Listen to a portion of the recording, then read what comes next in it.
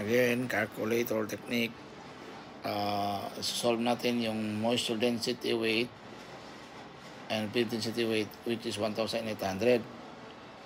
And yung conversion natin, kilonewtons to 9.81 over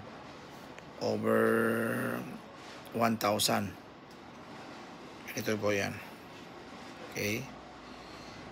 1,800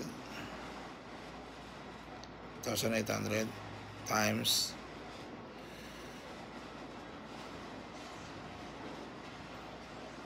9.81